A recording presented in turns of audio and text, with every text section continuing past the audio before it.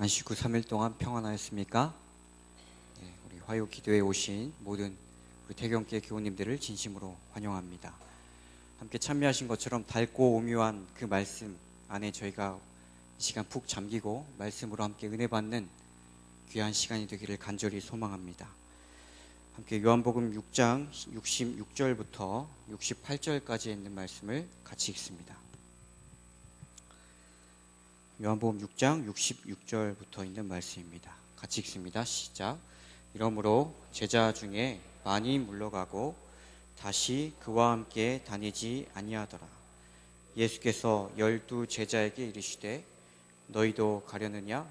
시몬 베드로가 대답하여 주여 영생의 말씀이 계시매 우리가 누게로 가오리이까. 사슴 사냥 게임이란 이야기가 있습니다. 사회계약론을 주장했던 장 루소가 만든 이야기입니다. 사냥꾼 모두 사슴 한 마리만 잡으면 아주 넉넉하게 나누어 먹을 수가 있었습니다. 그들은 힘을 합쳐서 협력해서 사슴을 몰아서 산 위로 포위망을 점점 좁혀갑니다. 그런데 그때 사냥꾼 한 사람 앞으로 뭐가 지나가는가 하면 토끼가 지나갔어요. 이 사냥꾼은 혼자 생각하기를 내가 이 지금 토끼 한 마리를 잡아버리면 자신의 배를 채우기에는 충분하다라는 생각을 합니다. 그렇게 이 사냥꾼은 그 길로 토끼를 쫓아서 포위망을 이탈하고 그 틈을 이용해서 사슴은 도망쳐버리고 말았습니다. 이 사슴 사냥 게임 이야기는 한 사냥꾼이 토끼를 발견하면서 자신의 개인적인 이속만 챙기려다가 많은 사람들의 배를 채워줄 수 있는 사슴을 놓친 이 부분을 꼬집는 개념입니다. 예수님 당시의 유대인들은 하나님의 말씀, 복음을 받는 특권을 가졌어요. 그러나 그들은 자신의 이속을 채우기 위하여 복음을 짓밟고 예수를 거절합니다. 그들은 토끼를 잡기 위하여 사슴뿐만 아니라 그들의 영생과 구원을 놓친 것입니다. 우리가 읽은 요한복음 6장의 이 후반부 내용은 오병이어 사건 이후로 예수님을 왕으로 추대하기를 간절히 원했던 유대인들이 순식간에 예수님으로부터 돌아서는 이야기입니다. 그러나 그들은 처음부터는 예수님을 거절하지는 않았어요. 보리떡의 이적에 대한 소식이 처음에는 곳곳에 퍼지면서 많은 사람들이 예수님을 만나기 위하여 구름대처럼 몰립니다.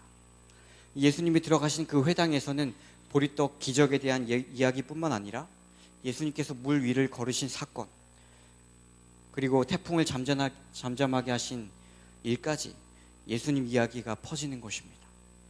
사람들이 여러 가지 호기심을 가지고 예수님을 둘러싸고 있을 때에 예수님께서는 그들에게 이렇게 말씀하십니다. 내가 진실로 진실로 너희에게 이르노니 너희가 나를 찾는 것은 표적을 본 까닭이 아니요 떡을 먹고 배부른 까닭이로다. 이 유대인들이 어떤 영적인 간절함으로 예수님을 찾은 것이 아니라 떡을 얻어먹고 배가 부르기 때문에 그분께 붙어있으면 세상의 이익들을 좀 더 얻을 수 있을까 하는 마음에서였습니다. 떡을 먹고 배부른 사람들이 더욱 그들의 뱃속을 채우려는 욕심으로 예수를 찾는 것입니다. 예수님을 믿으면 시험 성적이 오르지 않을까? 좋은 학교, 좋은 직장에 들어가지 않을까? 교회 다니면 사업이 성공하지 않을까? 친구들이 생기지 않을까? 이렇게 기대하는 오늘날의 많은 그리스도인들처럼 유대인들도 그러한 욕심으로 예수님을 찾았습니다. 그러나 예수님께서는 떡의 본질이 무엇인지에 대하여 이렇게 말씀하십니다. 같이 읽습니다. 예수께서 가라사대 시작. 예수께서 가라사대 내가 곧 생명의 떡이니 내게 오는 자는 결코 줄이지 아니할 터이요 나를 믿는 자는 영원히 목마르지 아니하리라. 내가 곧 생명의 떡이라는 말씀은 여러분 어떤 뜻입니까? 이 말씀하시기 전날 오병이어 사건이 있었어요. 허기지고 굶주린 5천 명의 무리들에게 예수님께서 떡을 아주 배부르게 먹이셨을 때 그들이 힘을 내고 원기를 회복했던 것처럼 영적으로 목마르고 굶주린 백성들이 생명의 떡이신 예수 그리스도로 말미암아 영생에 이르는 말씀의 양식으로 힘을 얻을 수가 있는 것입니다. 그러나 내가 생명의 떡이니 이렇게 말씀하신 이 예수의 말씀을 듣고 유대인들의 반응이 과연 어땠습니까? 아주 그들이 소망에 가득 차고 기뻐하고 행복했을까요? 6장 41절 자기가 하늘로서 내려온 떡이라 하심으로 유대인들이 예수께 대하여 수군거려 라고 했습니다. 그리고 예수님께서 이렇게 말씀하십니다. 스스로 제 아들에게 이 말씀에 대하여 수군거리는 줄 아시고 가라사대 이 말이 너희에게 무엇이 되느냐고요? 걸림이 되느냐? 걸림이 되느냐라는 이 말은 다른 성경에 보니까 장애물이 되느냐라는 말입니다. 예수가 생명의 떡이라는 그 말씀이 그들에게 걸림이 되었고 장애물이 된 것입니다. 여러분 왜 그렇습니까?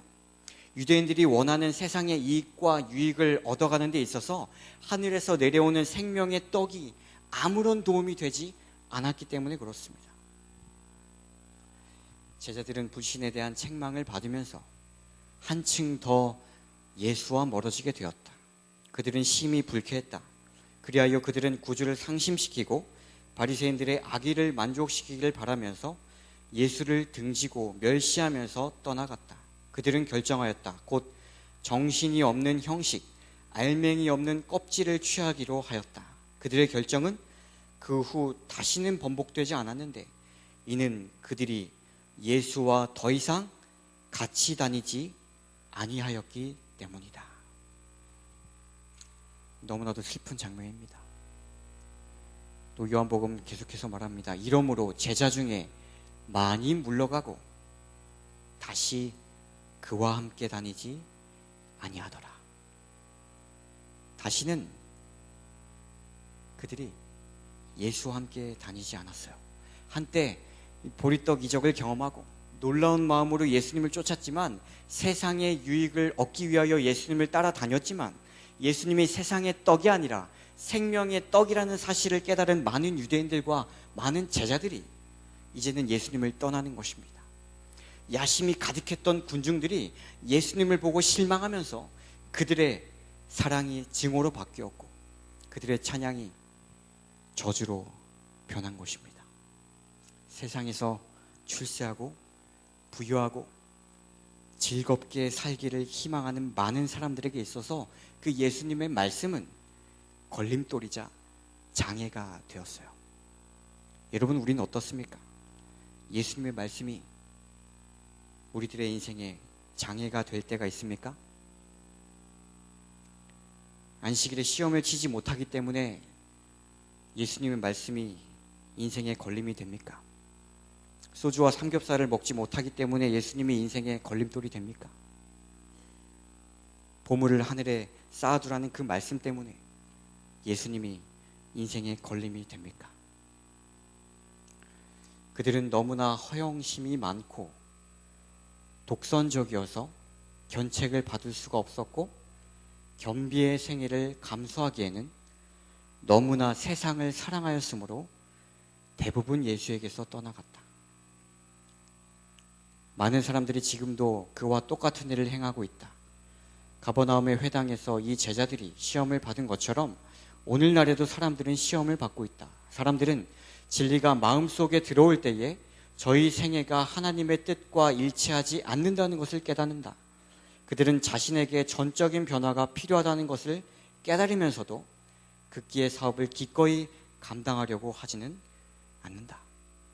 이 영감의 글은 당시에 세상을 사랑하여 예수를 떠난 많은 사람들처럼 오늘날에도 그런 사람들이 있다는 것입니다.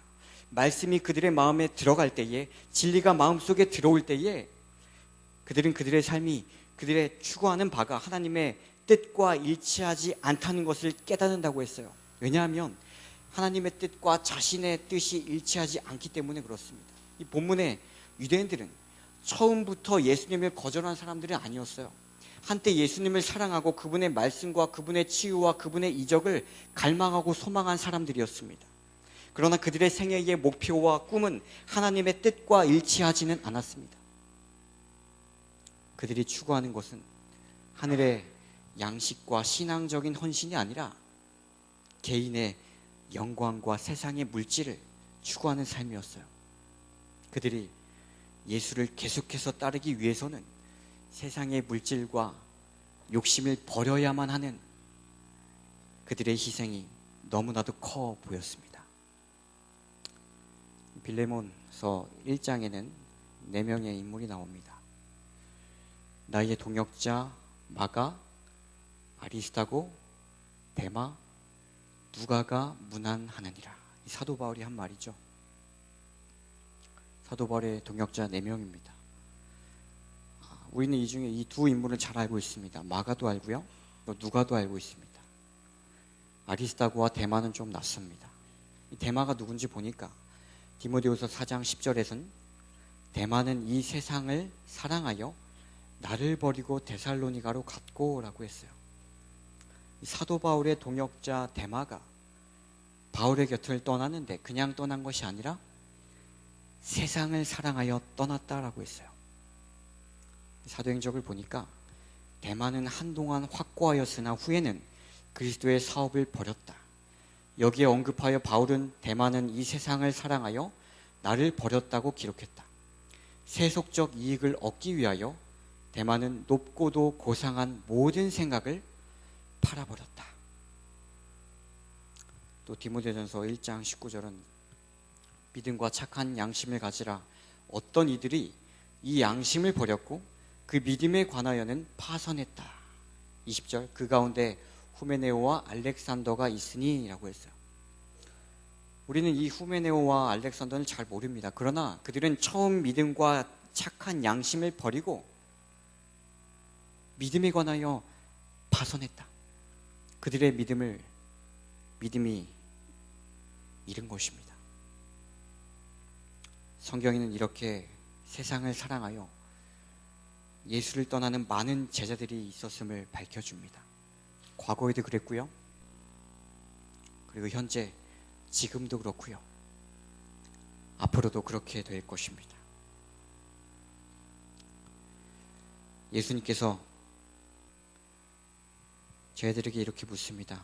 67절에 예수께서 12제자에게 이르시되 너희도 가려느냐.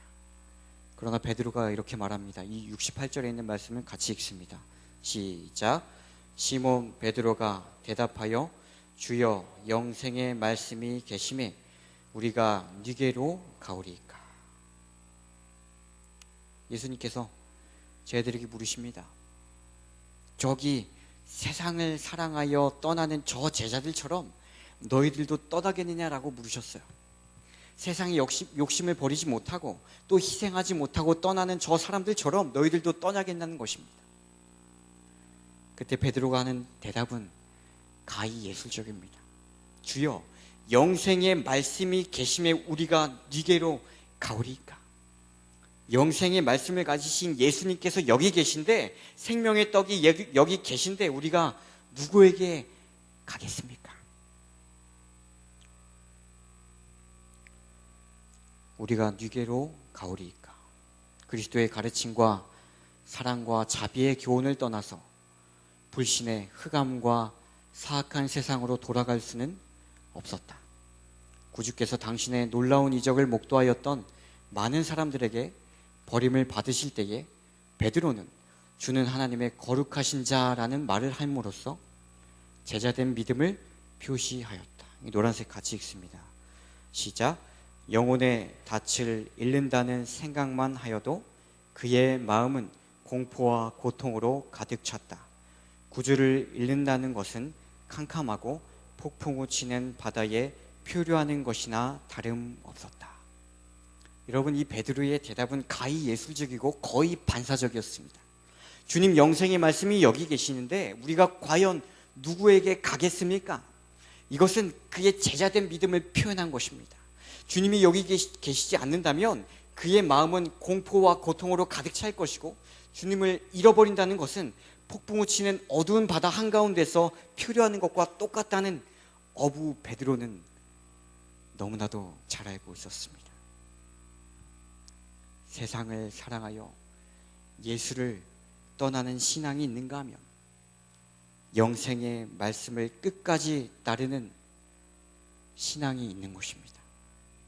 세상의 떡이 아니라 오직 생명의 떡을 구하고 예수를 떠나는 다수의 무리를 대신하여 예수님 앞에 서는 소수의 무리가 있었습니다. 욕심을 버리지 못하는 사람이 있는가 하면 예수님 앞에 자신의 욕망을 내려놓고 하나님의 말씀을 선택하는 사람이 있는 것입니다. 빌레몬서 1장을 다시 돌아갑니다. 또한 나의 동역자 마가, 아리스타고, 데마, 누가가 문안하느니라. 여러분, 여기서 아리스타고라는 인물을 알고 계십니까? 사도행전 20장 4절을 보면 아시아까지 함께 가는 자는 베레아 사람 브로의 아들 소바더와 데살로니가 사람 아리스타고와, 또 사도행전 27장 2절 배에 우리가 올라 행선할 새 마게도냐의 데살로니가 사람 아리스타고도 함께하니라 라고 했어요. 이 아리스타고는 누군가 하면 바울이 가는 곳마다 어디든지 그가 가는 선교지마다 함께 동행했었던 선교사였습니다. 또 골로새서 4장을 보니까 나와 함께 갇힌 아리스타고와 바나바의 생질 마가라고 했어요. 결국에 이 아리스타고는 어땠습니까? 나와 함께 갇힌 아리스타고라고 하는 이 골로새서의 기록을 통하여 우리는 그가 바울과 함께 감옥에 갇혔다는 것을 알 수가 있습니다. 아리스타고가 고통 중에 있는 바울을 섬길 수 있도록 자원하여 그의 속박에 동참한 것이었다. 세상을 사랑하여 복음의 자리를 떠난 데마와 말씀을 사랑하여 복음의 자리를 지키고 마침내 사도 바울과 함께 옥에 갇힌 무명의 선교사 아리스타고. 저는 오늘 이 말씀들을 살펴보면서 다시 한번 마태복음 4장의 예수님의 말씀이 생각이 났습니다. 예수께서 대답하여 가르사대 기록되었을 때 사람이 떡으로만 살 것이 아니요 하나님의 입으로 나오는 모든 말씀으로 살 것이라. 그렇습니다. 세상의 떡을 조차 예수를 떠난, 복음의 자리를 떠난 많은 사람들이 있지만 하나님의 말씀을 따라 예수님 옆을 지킨, 복음의 자리를 지킨 소수의 사람들도 있는 것입니다. 사랑하는 우리 태경교회 교우님들, 오늘 우리들의 선택이 세상의 양식과 세상의 유익을 사랑하는 것이 아니라 생명의 떡으로서 이 세상의 하늘의 영광을 버리고 십자가에 달려 돌아가신 예수 그리스도와 그분의 말씀을 따르기로 선택하는 저와 여러분이 되기를 간절히 소망합니다. 베드로가 예수님께 물었습니다. 우리가 니게로 가오리이까?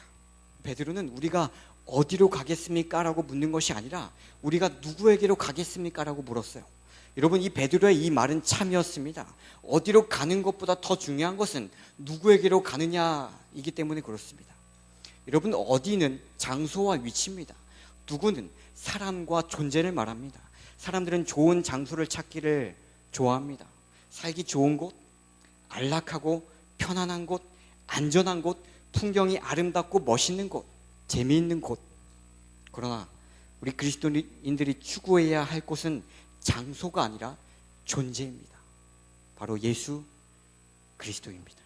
아무리 아름답고 아무리 안전한 곳이라 할지라도 이 세상은 한계가 있기 때문에 그렇습니다. 남태평양 바다 사이판 섬에 최북단에 라과카탄이라는 지역이 있습니다. 어느 유럽의 부자가 은퇴하고 나서 노년을 보내기 위해 세계에서 가장 평화롭고 고요하고 가장 아름다운 곳을 수소문 한 장소가 이 라과카탄입니다. 부자는 그의 막대한 재산을 털어서 이곳에 호화로운 저택을 짓고 살았어요. 그러나 불과 얼마 되지 않아서 1940년대 이곳은 태평양 전쟁의 격전지가 됩니다. 세계에서 가장 평화롭던 그곳이 미사일이 드나드는 쉴 새 없이 떨어지는 세계에서 가장 위험한 곳이 됩니다. 그렇습니다.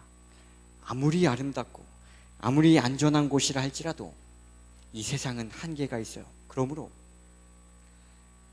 누가 어느 곳에 좋은 자리를 잡고 산다는 것을 우리가 들었을 때나 누가 어느 좋은 곳에 놀러 갔다는 말을 들었을 때 여러분 너무 부러워하지 마시기 바랍니다. 가장 좋은 자리는 어느 장소나 어느 위치가 아니라 예수 그리스도의 옆자리인 것을 기억하시기 바랍니다. 제가 작년 서울의 어느 시내를 가던 길이었습니다.